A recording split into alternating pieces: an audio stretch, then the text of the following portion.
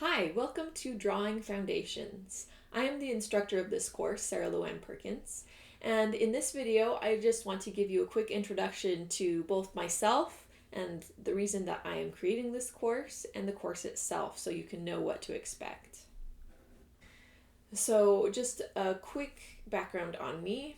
I'm an illustrator and artist. I'm also a mother, and I've been teaching this course specifically for a couple of years locally to a group of students in person. And I'm now adapting this course to be available for online learning. And I feel that this has given me a great opportunity to kind of see and test and just understand what works well in my course and where students tend to get hung up. And so that makes it that much easier for me to adapt it and make it easy to understand for people who are working at home and don't have me there hands-on. The reason that I'm making this course is that for years I have been really interested in foundational drawing skills. Now, growing up as a kid, I was one of those people that was considered quote unquote talented, that I could figure out how to draw what I could see more or less accurately. However, I was really frustrated by the fact that while I knew that what I was doing was not really that complicated, not really that hard to understand, but I didn't know how to articulate it or to explain it to people. So, what I started doing was reading and collecting beginning level drawing books, or even, and taking classes or watching videos online, trying to understand what it was that I couldn't explain. And here are just a few of the books that I've collected over that time. Some of these are older books that I had picked up at used bookstores. They have Applied Drawing, The Elements of Drawing. These are some popular, really well-known ones. The Drawing on the Right Side of the Brain by Betty Edwards, Drawing on the Artist Within by Betty Edwards, and then this one, Drawing for the Absolute and Utter Beginner, and others. These are not all of the books or classes, etc., videos where I was watching and trying to understand what skills, what kind of understanding, what exercises could help people to learn to draw. And based on all of those books and learning and research that I did, I put together this course. Many of the exercises are lifted or adapted from the books or courses that I read or that I took, but some of the exercises are of my own creation, and I'm proud to say that actually some of the exercises that I created myself have gotten the best response from students, that they have said that that's their favorite thing that they learned in the course. So, a little more introduction to my artwork. Here are some examples, and I'm sorry that my video is covering part of it. But you can see down here in the bottom, this is my website where you can go to see more. All that I really wanted to show here was a few pieces to demonstrate that while I am an illustrator and I work with kind of fantastical and whimsical subjects, there is a very strong foundation of realism, that I understand how to draw things realistically, and that's where all of my artwork is based. So if you want to see more of what I do, this is my website, sarahluann.com, and you can see more of my work. Before I go more into what this class is, I want to establish what it is not, because I think that helps to understand, helps to explain what I'm trying to do with this class. When I was first creating this to teach locally, I noticed that there was a trend that I saw in classes offered locally, art classes specifically. That most of them were what you might call the paint and sip model of class.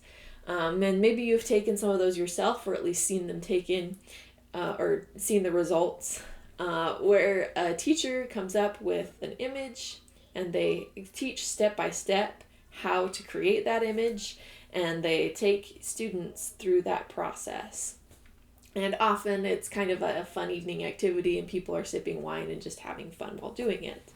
And I think those classes are great and they serve a purpose. They give people a sense of accomplishment, and they just get to have a fun time. And what's more, they get to walk home with a finished, beautiful piece that they can hang on their wall. And that's not a bad thing at all. There's also sometimes classes that I see that are more material based, like how to collage or how to use watercolors, or I've even taken these classes myself. I recently took a class on how to do jelly printing. However, while these classes were all readily available, I saw none that were based on the actual foundational skills of drawing. And so my aim with this course is to fill that gap. And I quickly wanted to share this quote. This is a quote from one of the books I held up earlier, Drawing on the Right Side of the Brain by Betty Edwards. The sense persists that drawing is a vaguely magical ability. This attitude of wonder at drawing skill does little to encourage individuals to try to learn to draw. Often, in fact, people hesitate to take a drawing class because they don't already know how to draw. That's like deciding that you shouldn't take a Spanish class because you don't already speak the language. So I feel like this is so true, and I've had many conversations where people have expressed this same kind of feeling. That's like, oh, well, I'm not really an artist. I can't really draw. I can't even draw a stick figure. That's what everyone says. And so this is the class that breaks that down and helps you to learn to draw, even if you aren't an artist or you're not talented. So a little on how this class is going to be set up. Each section is going to have each of these three things, not necessarily in this order, depends on what works best for introducing whatever concept I'm talking about.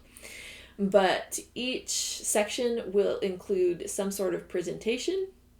These presentations will usually introduce art vocabulary or even a little bit of art history if it's relevant to what I'm teaching you, and other important concepts. And there will also be exercises, and I am very insistent that I do my best to explain not only what you do in the exercise, but why. I get kind of annoyed. I feel like a lot of teachers, there's this kind of idea of, just do what I tell you and it will all work out. I think of like in the Karate Kid, the whole wax on, wax off kind of section where he tells him what to do, but not why, and he ends up getting really frustrated. And while it's a great movie, I think that specifically is not really a good example of teaching. That I try to do my best to be very clear, not only what you should be doing in the exercise, but why it's helpful. Especially some of the exercises that might seem kind of weird, like, why am I drawing this? How does this help? I do my best to break it down for you why this exercise is going to help you to learn to draw.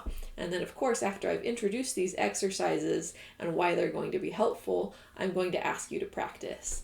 That, of course, this course, you could sit down and watch it, but if you don't do any of the exercises and spend time actually doing the work, it's not going to do you any good. So who I have designed this class to be for, mostly adults, but also dedicated teens who are really interested in learning to draw could also do this. This is not a kid level course. This is not something for kids to just watch and have fun doing little drawings. This is for people who are at the level where they're ready to practice and be diligent about learning a new skill. And so really there's two specific kinds of people that I have in mind for this course. So first, as I kind of mentioned, are those people who, quote unquote, can't even draw a stick figure. The so-called untalented, which I think is so ridiculous. I can link to you. I have a whole YouTube video where I break down why I don't like calling people talented and how that's a really unhelpful word, but I'm not going to do that now since I have a whole video that already does that. But drawing really is a skill, and I am going to break down in this course how it actually works so that you can learn to do it even if you're not talented. At the same time, if you are one of those people that's really good at drawing, like I said, that was me growing up. but are frustrated by the fact that it's not really been articulated what is going on and how it's going on in your head, this will help those people like me as well. I have found that as I have learned and read and taken all these classes and done these exercises, not only do I understand better what I'm actually doing in my head when I'm drawing, but I have seen a great improvement in my drawing skills, that things really do look better because I'm not just kind of doing it by feel. I actually know what I am doing and how to get better at it.